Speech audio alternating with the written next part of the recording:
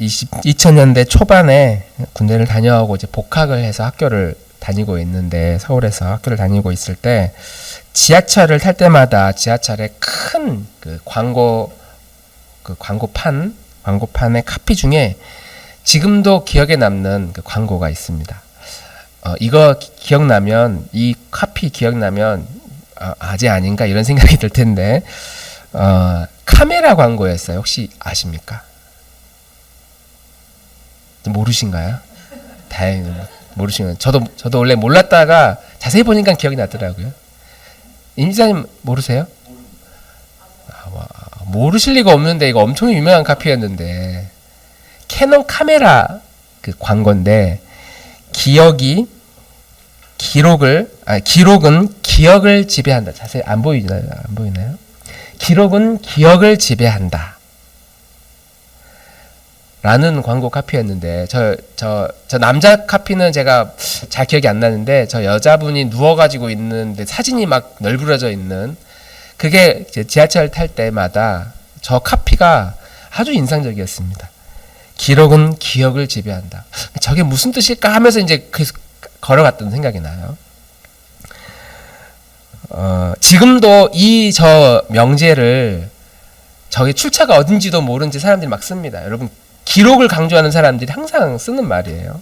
기록은 기억을 지배한다. 그러니까 아무리 좋은 정보가 있어도 우리의 기억은 잊혀진다, 사라지는데, 그 기록해 놓을 때마다, 그러니까 이 광고 카피는 사진을 찍어서 인쇄를 해라. 카메라 광고니까 사진을 찍어 놓는 것이 정확한 기억이다. 아무리 좋은 추억도 사진 열심히 찍어라, 뭐 그런 의미인 것 같은데, 세월이 갈수록 무엇인가를 기록하는 것이 얼마나 중요한가를 강조하는 광고 카피였습니다. 대박 났는데, 이거 해가지고 아무도 기억을 못하네요. 저만 기억합니다. 사람이 무엇인가를 기억한다는 것과 그것을 기록으로 남기는 것은 매우 큰 차이를 가지고 있습니다. 우리가 어떤 것을 결정하고 판단할 때 주로 의존하는 게 기억이거든요. 경험과 기억. 내가 생각할 때 이런 식으로 이제 표현을 해요. 그러나 이 기억은 사실 정확하지 않고 매우 주관적이고 상황에 따라 달라지고 사람에 따라 그 기억이 다른 기억으로 남을 수 있습니다. 그러니까 어릴 때 우리는 상처였는데 우리 주변 사람들은 그것이 아주 좋았던 기억으로 남는 경우들도 많이 있고, 누군가에게는 아픈 기억이지만 누군가에게는 좋은 기억으로 남아있는 이런 사건들이 있을 수 있습니다. 우리나라가 일본 치하에 있을 때 우리나라에게는 꽤 아픈 기억이지만 일본 사람들에게는 가장 제국주의로서 자랑스러웠던 기억으로 남을 수도 있습니다. 전쟁에서 패했기 때문에 우리가 잘못했나 이런 생각을 일부 하지만, 지금도 여전히 우리가 동아시아 제국을 만들고 일본이 얼마나 위대한지를 사람들에게 알릴 수 있는 기회였다 라고 긍정적으로 기억하는 일본 사람들이 많이 있습니다. 반대로 기록된 정보들은, 이 기억을 이제 기록으로 남기는 정보들은 이제 매우 객관적이죠. 그래서 한 번 기록이 되면 그것이 주는 영향력이 굉장히 큽니다. 부모의 기억이 자녀의 기억으로, 또 그 자녀의 기억으로 건너갈 때마다 계속 그 기억은 바뀌기 마련인데, 부모가 어떤 정보를 기록해 놓으면 그 후손들이 이제 기억이 아니라 기록에 의존하는 거니까 그 기록에 의해서 후손들은 계속 기억해 나가고 또 기록하고 그걸 또 해석하고, 그래서 그 기록이 만약 객관적이고 아주 정확한 기록이라면 좋은 기억들로 계속 후손들에게 내려가겠지만, 그러나 이제 요즘 우리가 흔히들 가짜 뉴스라고 하는데 잘못된 기록들이 이제 있잖아요. 그래서 모든 기록과 정보를 다 신뢰할 수는 없지만, 만약 그 기록이 정확하고 근거 있는 기록이라고 한다면 그 기록을 우리가 기억하고 그것을 해석하고 또다시 계속 발전해 나가는 것이 우리 인생에 매우 유익한 것이다 라는 사실을 우리는 알 수 있습니다. 특별히 이제 이건 역사에 관련된 것과 관련이 있고, 그 역사에 대해서 객관적인 사실, 그리고 누가 봐도 그것은 확실한 근거를 가지고 기록된 정보라면 우리는 그것을 열심히 공부하고 배우고 우리 후손들에게 알릴 그런 의무가 있다. 그래서 저는 역사학자는 아니지만 역사학자들의 말을 들어보니까 어떤 사건을 기록할 때 이제 여러 다른 관점들이 있을 수 있잖아요. 그래서 이럴 때 그럼 어떻게 기록을 해야 되느냐? 가장 많이 반복적으로 기록된 그 정보가 신뢰할 만하다. 그러니까 조선시대에 뭐 어떤 사건이 있었다. 그러면 그 사건에 대해서 A라는 책과 B라는 책이 있는데 여러 기록들 중에 반복적으로 많이 나타나는 그런 정보가 확실한 정보다. 더 근거 있는 정보다. 그래서 뭐 독도는 우리 땅이라고 우리가 아무리 목놓아 외쳐도 독도가 우리 땅이라는 사실을 반복적으로 기록하고 있는 그 기록을 많이 가지고 있는 나라가 더 훨씬 유리하다고 그래요. 그래서 어디 뭐 100년 전, 200년 전이 아니라 막 1000년 전에 우리는 이런 기록이 이미 있었다. 그런 하나 나올 때마다 역사학자들에 의하면 그것이 가져다주는 힘이 굉장히 크다. 반복적으로 독도가 우리 땅이라고 하는 것을 말하고 있기 때문이라는 것이죠. 죽음에 대한 기록도 역사적으로 많은 기록들이 있어 왔습니다. 지지난주에 메멘토 모리라고 해서 라틴어로 당신도 언젠가 죽는다라는 사실을 기억해라. 이것이 역사학자들이 역사가 기록해 놓은 우리들에게 기록해 놓은 죽음에 대한 아주 객관적이고 중요한 정보입니다. 그래서 당신도 언젠가 죽기 때문에 그럼 어떻게 해야 됩니까? 라고 할 때에 인류의 역사는 그 문제를 해결하기 위한 역사라고 말할 수 있을 것 같아요. 이 죽음을 어떻게 할 것이냐? 죽음이 다가오니까 그럼 우리가 어떻게 살 것이냐? 그래서 그 여러 대안들을 제시했는데 이 대안이 역사가 발전할수록 계속해서 바뀌고 또 물거품이 되고 그게 가짜였다는 사실이 또 증명이 되고 그 반대의 지대로 가서 반대의 삶을 살다가 이것도 가짜라는 사실을 발견하게 되고 그렇게 흘러서 21세기 포스트 모더니즘 시대, 오늘날 우리가 살고 있는 이 시대에는 이제 여기까지 온 것 같아요. 야, 우리 모두 언젠가 죽기 때문에 그럼 어떻게 할 것이냐? 죽기 전에 이것도 해보고 저것도 해보았는데 결국 우리에게 남는 건 허무더라, 허무. 그러니까 그냥 있을 때 잘 살아. 죽음 이후에 너무 걱정하지 말고 이 땅에 있을 때 그냥 잘 살아. 웰빙, 노세, 젊어서 노세, 늙어지면 못 돌아다니고 못 노니까 충분히 누릴 수 있을 때 젊을 때 그걸 누리고 그냥 막 살아. 하고 싶은 대로.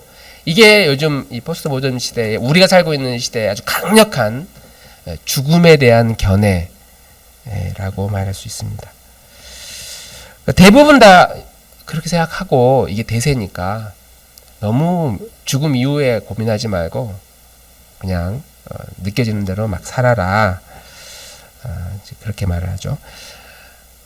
그것이 기록된 우리가 살아온 그 역사에 나타나는 정보라고 한다면 똑같이 기록에 근거한 하나님의 말씀, 성경은 그 죽음에 대해서 이렇게 답을 줍니다.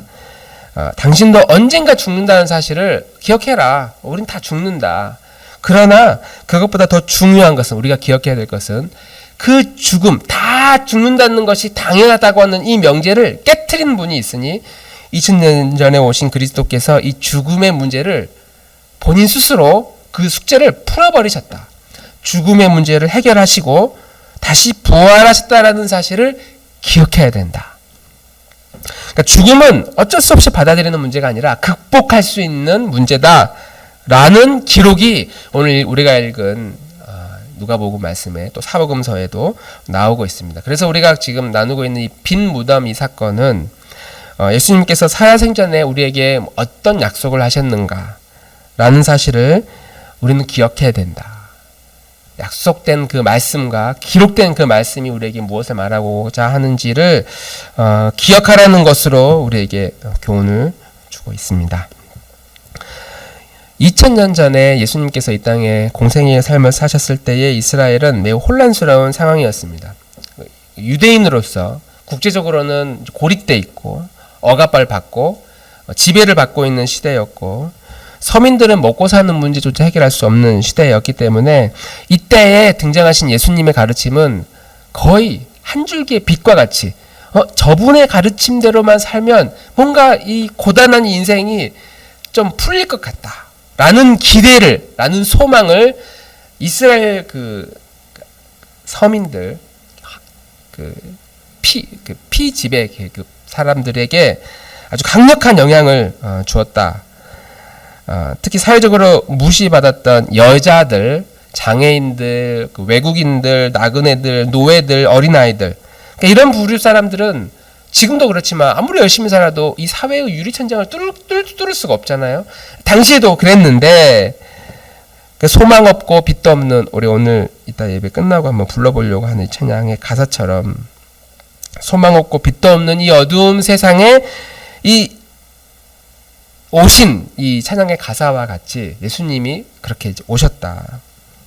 그러니까 그런 예수님의 가르침이 울려 퍼질 때마다 수많은 군중들이 몰려가서 듣고 은혜 받고 박수를 치고 마음에 좀 통쾌함을 갖고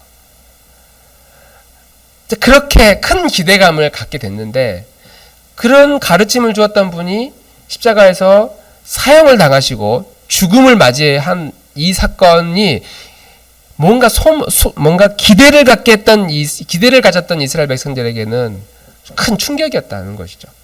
이게 하나의 그냥 해프닝이었나? 이렇게 살면은 이제 내 인생 풀리겠구나라고 기대했는데 그게 갑자기 사라져 버렸을 때에 갖는 마음의 그 공허함, 그런 마음을 이제 예수님께서 죽으신 이후에 많은 이스라엘 백성들이 그 마음 가운데 남게 되었다. 이제 그런 상황에, 그런 마음의 공허함을 가지고 있었던 상황에 이제 안식일이 지나고 다음날 새벽이 됐습니다. 그리고 특별히 예수님에 대해서 각별한 마음을 가졌던 이 여인들이 준비한 향품을 가지고 예수님의 무덤에 가서 장례를 준비합니다. 안식 후 첫날이니까 주일 새벽이었겠죠. 오늘 이 새벽에 무덤의 위치가 어딘지 대충 파악해 놓은 여인들이 이제 준비물을 가지고 이 시신의 발을 향품을 가지고 무덤에 갑니다. 지난주에 마가복음의 기록은 누가 우리를 위해서 이 돌문을 굴려줄까 걱정하면서 갔는데 막상 도착해 보니까 이미 그 돌문은 다 굴려져 있었고, 들어가 보니까 예수님의 시신이 보이질 않아. 누가복음은 그렇게 기록합니다. 그때 그 옆에 천사가 나타나서 이렇게 말씀합니다. 5절, 6절부터 8절까지인데요. 우리 같이 한번 읽어보겠습니다. 시작. 여자들이 두려워 얼굴을 땅에 대니 두 사람이 이르되 어찌하여 살아있는 자를 죽은 자 가운데서 찾느냐? 여기 계시지 않고 살아나셨느니라. 갈릴리에 계실 때에 너희에게 어떻게 말씀하셨는지를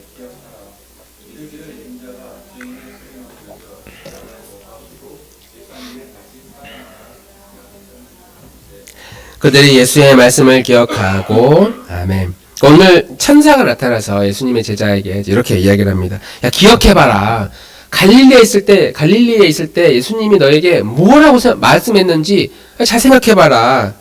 그때 본인이 죄인의 손에 넘겨져서 십자가에 못 박히고 제3일 만에 다시 살아나야 하리라. 그렇게 말하지 않았느냐.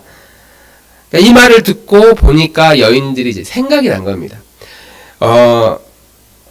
예수님이 그때 하신 그 말씀이 예수 그리스도가 십자가에서 죽임을 당하고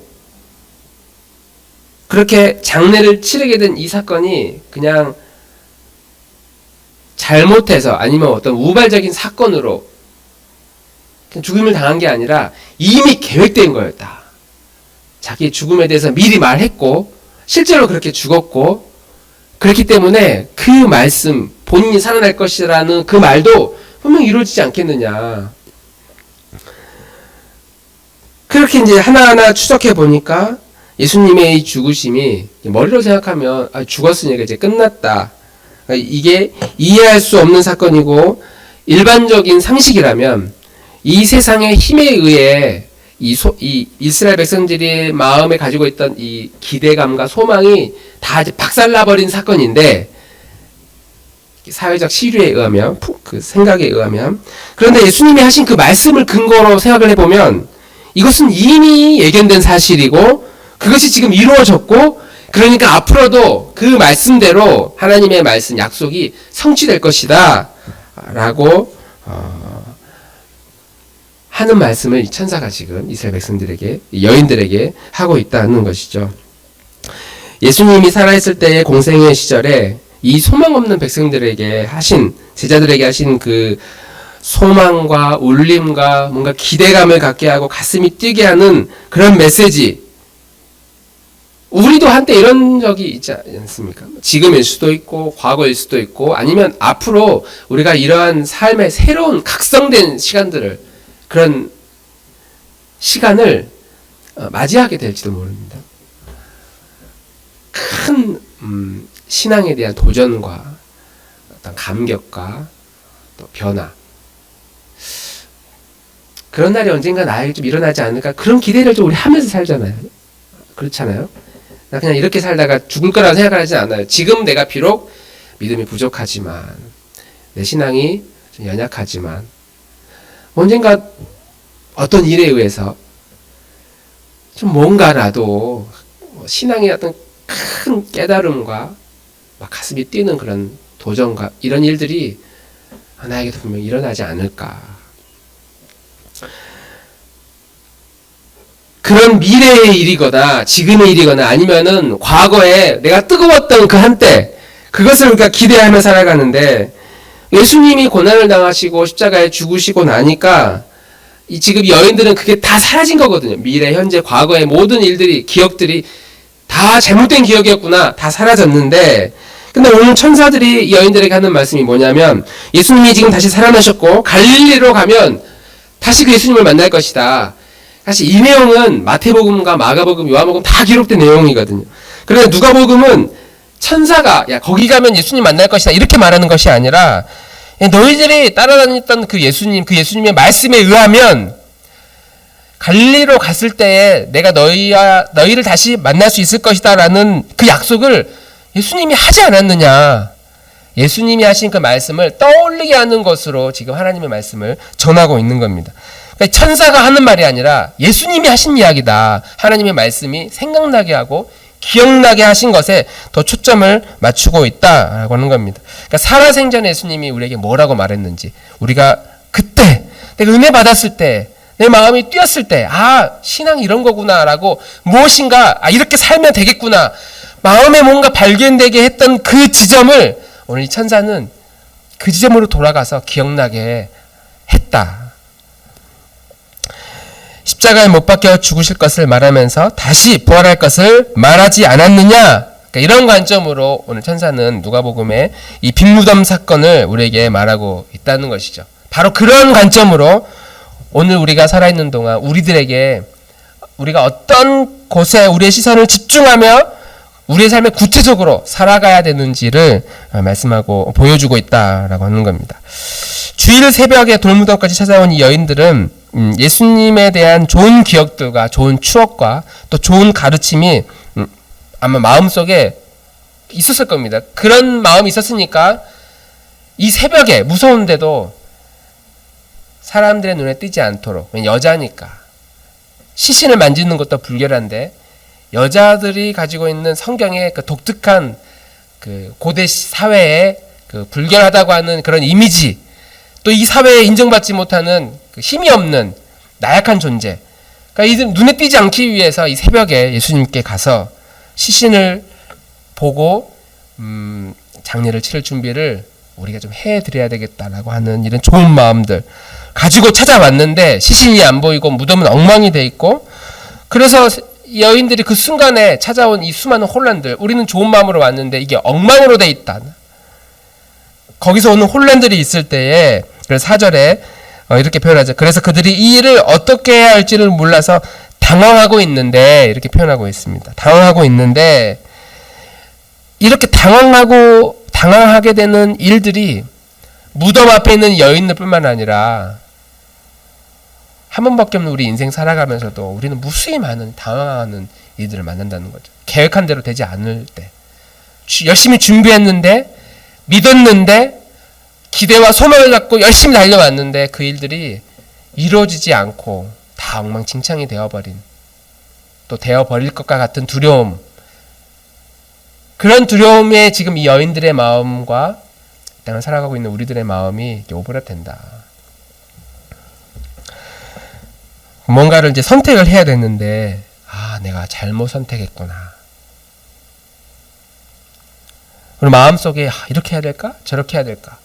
마음의 갈등이 사라지지 않을 때, 뭐 심지어는 병원에 다녀왔는데 내가 한 번도 생각해 보지 못했던 질병이 우리에게 찾아왔을 때, 가족들에게 생겼을 때, 이제 이건 심각한 질병인데 라고 하는 위기가 확 찾아왔을 때, 누구에게나 이건 찾아올 수 있는 거니까요. 새로운 일들을 시작해야 될 때 우리는 너무나 두렵습니다. 한 번도 가보지 않는 길을 간다는 것은 우리 마음을 불편하게 하고 또 불안하게 하고 또 당황스럽게 만듭니다. 이런 내 인생의 어떤 거대한 숙제가, 거대한 바위가 내 앞에 딱 가로막고 있을 때, 그래서 어찌할 바를 몰라 헤매고 있을 때 오늘 천사는 이렇게 이야기합니다. 주 예수 그리스도께서 우리를 처음 부르셨을 때, 나를 처음 불렀을 때, 그때 예수님이 나에게 무엇이라고 약속하셨고 말씀하셨는지를 그것을 기억해야 된다. 이것이 우리 살아가고 있는 우리 인생의 가장 중요한 우리 영혼의 카피가 되어야 된다. 카피라이터가 되어야 된다. 광고 문구가 되어야 된다. 기억해 남아야 돼. 기록은 기억을 지배한다. 제 머릿속에서 아주 인상 깊게 남아있는 이 광고 카피처럼, 예수님이 나를 만났을 때 처음 나에게 뭐라고 약속했는지를, 맞아, 이거 기억해야 돼. 이것이 인생의 문제를 만났을 때 우리가 가지고 붙들어야 할 아주 중요한 하나님의 말씀이다 라고 하는 것이죠. 그 약속은 우리에게 복을 주시겠다, 너의 인생을 뭔가 피어나게 하겠다, 성공하게 하겠다, 문제를 해결해 주시겠다, 이런 약속이 아니라, 내가 죽음의 문제를 내가 스스로 해결한 것처럼 너도 그 죽음의 문제를 만날 때마다 그 죽음이 너를 괴롭히지 못할 것이다, 혼란스럽게 하지 못할 것이다, 너를 망하지 못하게 할 것이다, 너의 영혼은 반드시 내가 지킬 것이고 잠시 엎드러질 수 있지만 다시 일어날 것이다.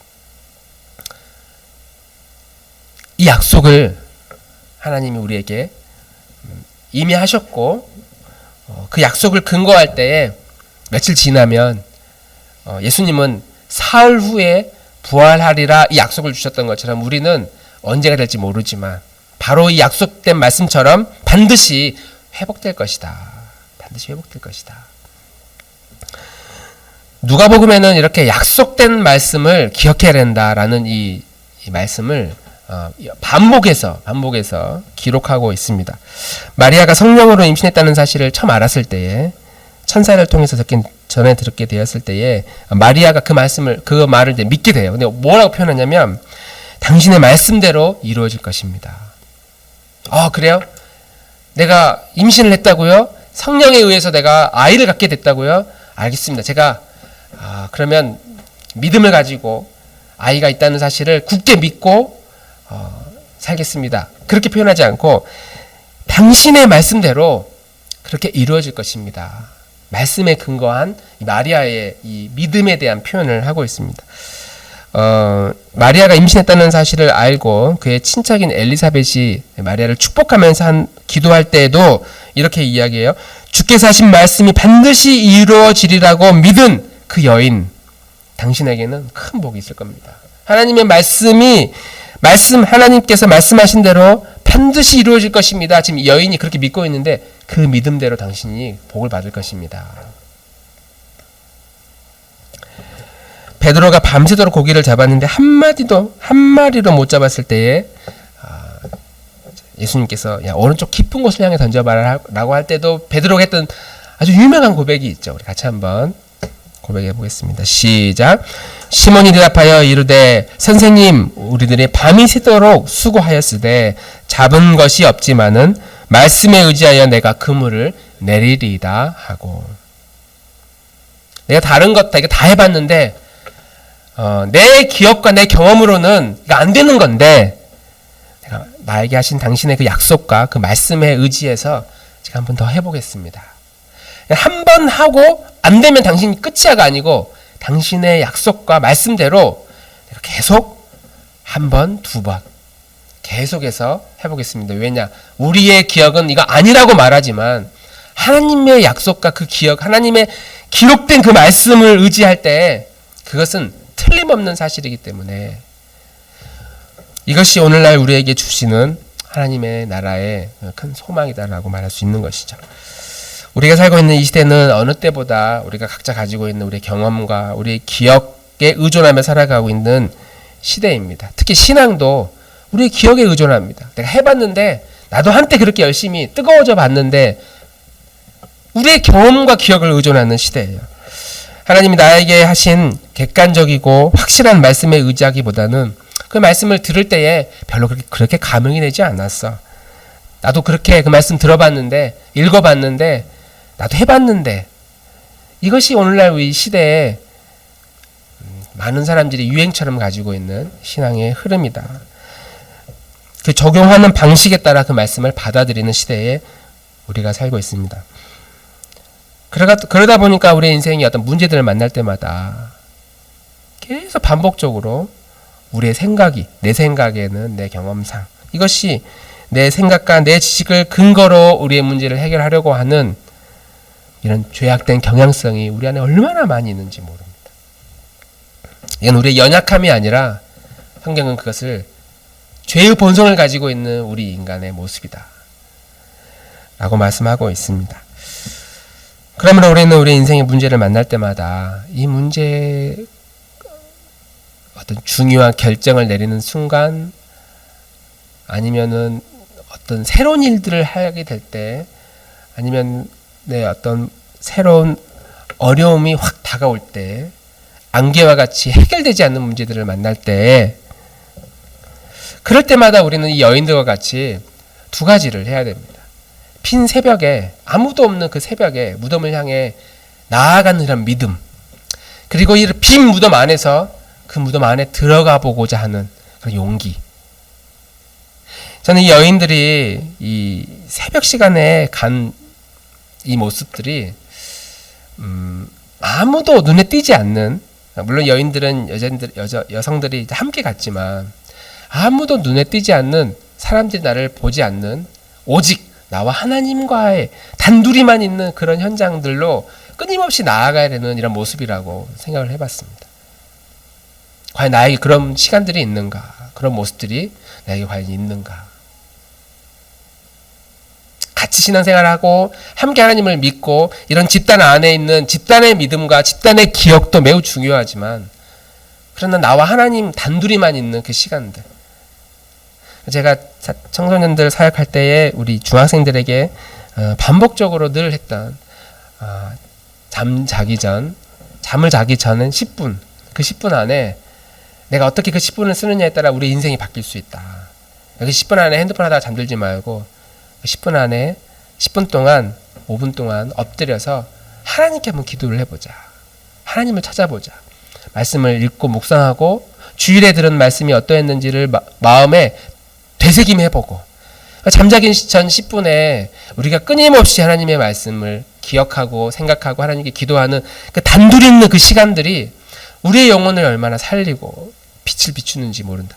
이런 계속해서 따라하겠던 기억이 있습니다. 잠자기 전 10분에 우리의 인생이 변한다. 하나님의 약속과 하나님의 말씀이 생각나게 하는 나만의 그런 골방을 향해 끊임없이 우리는 나아갈 수 있는 믿음과 그런 용기가 우리에게 필요하다.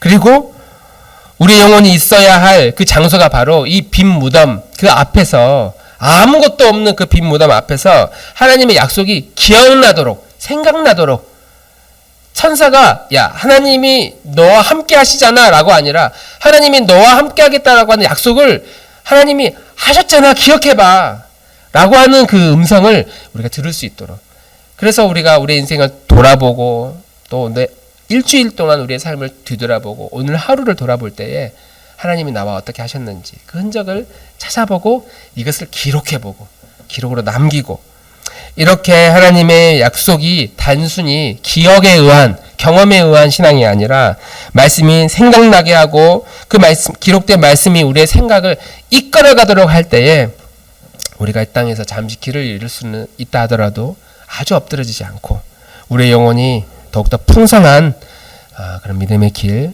말씀에 의지하는 믿음의 길을 가게 될 것이라고 믿습니다. 나눔목 공동체가 부족하나마 그러한 길을 걸어가는 우리 공동체로 또 우리 각 개인으로 이 한 주간도 승리하는 삶을 살게 되기를 주님의 이름으로 축복합니다.